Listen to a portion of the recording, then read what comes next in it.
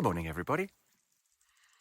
I was going to do a video today on procrastination because, it's one of those things I need to get it done. It's been on the list for a long time and I kind of want to get it done. But, I'm in a beautiful place and you can hear the crickets around, and I got a couple of messages from my friends and I wondered what was on the news. And I don't know, maybe I haven't had quite sufficient coffee to... You get where I'm going, yeah? I'm an expert at procrastinating. I think most people are pretty good at procrastinating when they want to be so. So I'm not talking about general lack of motivation here. I'm talking about things where you actually really want to do something. You want to get it done. It's in your interest to get it done. It's not something which is coming from outside. It's something that you've chosen. But that for whatever reason...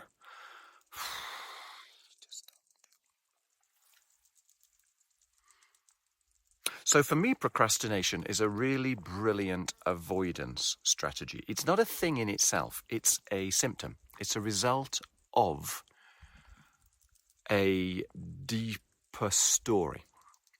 Okay? So I kind of lump it in with all the other avoidance strategies, which is a bit of a generalization, but I think it's a reasonable generalization. Because in order to fix procrastination, you can chip away at it, but to fix it, you need to fix the story behind the story. So it is a bit of a generalization, but I tend to think that behind most procrastination strategies is a protective element of ourselves that is looking after us and trying to get us to avoid a danger, or an element of ourselves that is so habituated into a different response that we simply don't know it's going on, that it's running on its rails due to a learned experience of the past, which it is therefore trying to avoid. Okay. I think those two things are the same thing, actually, aren't they? So when you notice that you are off track, that you're not doing what you're doing, what I found is very useful is to consider what it is that you're doing, because the likelihood is that it's a soothing strategy in some way. Okay, so whatever it was that you were wanting to do has raised your stress levels, even if it's behind the scenes, and therefore you've gone off track in order to self-soothe. Which could be for one of two reasons, right? It could be that you are addicted to the self-soothing tactic, or it could be that there's something about what you were aiming to do which has a catastrophic story at the end of it, okay, that has a danger behind it that you're unaware of or just kind of dimly aware of. And I keep banging on about these videos about willpower never beats imagination, okay? So if your imagination is strong, if you have a, what would you say? If you have a story running inside your head, you have a movie running inside your head as to how this might pan out, and that is vivid in your imagination, then no amount of shoulding can beat that. So you have to get to the story, right? You have to get to the story, analyze the story, analyze the catastrophe at the end of the story, and question, is that correct? Because what I would suggest is that it's probably a learned experience that has come from an experience in the past, perhaps where you had a failure to anticipate and where stuff went wrong. So you learn from that, don't do that again. Fast forward year upon year upon year, anything which has a vague element of similarity to that, and some little part at the back of your brain goes, uh-oh, for your greater good, I'll find a way for you to do something else. Okay? And the problem is our brain is fantastic at pattern matching. It's fantastic at generalizing.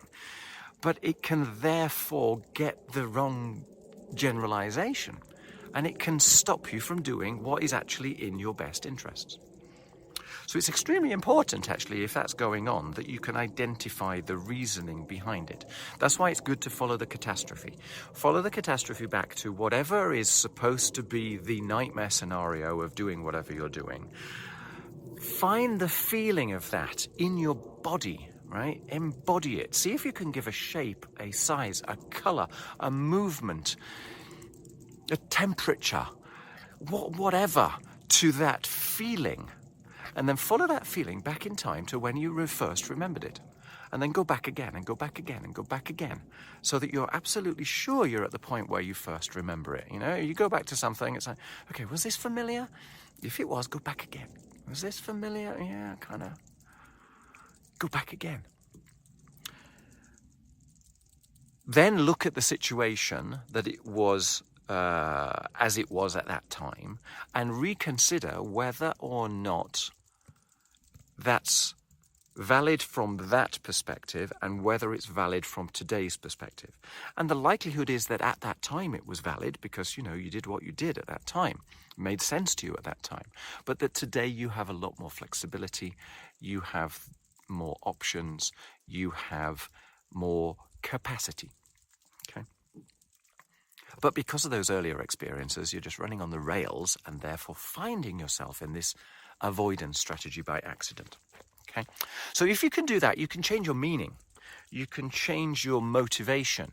You can actually take a step back from yourself and maybe have a laugh about what was going on. And as soon as you do that, once you've changed that broader perspective, it's easier to then get on with what it is that you're doing, okay? Because the imagination that was, it's like the Death Star that's pulling you in. You know, that imaginary draw has evaporated. So then what you're left with is a sense of, yeah, okay, but. Right? It's like, yeah, okay, but it's still boring, uncomfortable, risky, dangerous. You know, it's not as if you shake it off completely. So then what you need to do is a sort of a combination of carrot and stick. Okay, if I don't do this, what's going to happen? Build a catastrophe into not doing it that will create the leverage that you're requiring to get it done. Maybe it's, well, then I'm not honoring myself. Maybe it's that I will not ever be the higher self that I choose to be. Maybe it'll just be, well, then I won't get that job done. And therefore, you know, I'll suffer, other people will suffer that are important to me. Whatever is important, you know. So you create some leverage as to not getting it done being bad. Then if you can create a gleaming idea of what goodness can come from doing it, that's also useful. Then you have to tackle the idea of it being too big and a bit overwhelming. You know, you don't eat an elephant in one go, you eat it piece by piece by piece. So see if you can chunk down the big thing, okay? Make it into steps which are digestible, and then take a step, okay? Take the smallest step possible and then check yourself to make sure that you're still alive. Look at it and go, maybe take a breather and then take another tiny step.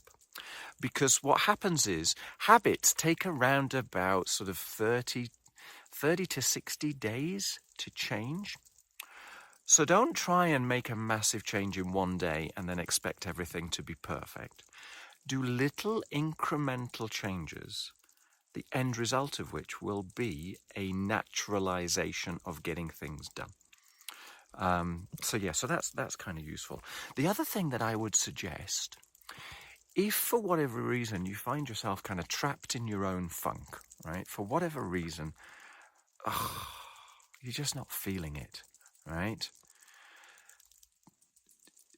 Don't fight that feeling. Embrace it. Squeeze it. Talk to it. Let it breathe. Let it express itself. Because these feelings, once they have been heard, tend to go away. Okay? And in dire case of need, do some exercise. Right? Even if it's just jumping down on the floor and doing 20 press-ups, right? Changing your physiology is the quickest way to change your state. Quickest by far. Go out, put your shoes on, have a 10-minute walk, come back in. Set yourself a limit, you know, but just 10 minutes. Breathing. Change your physiology and wow, your whole perspective changes very, very quickly. So that's 11 minutes worth of tips on procrastination. I think that is sufficient. And there's a wasp resting on my telephone.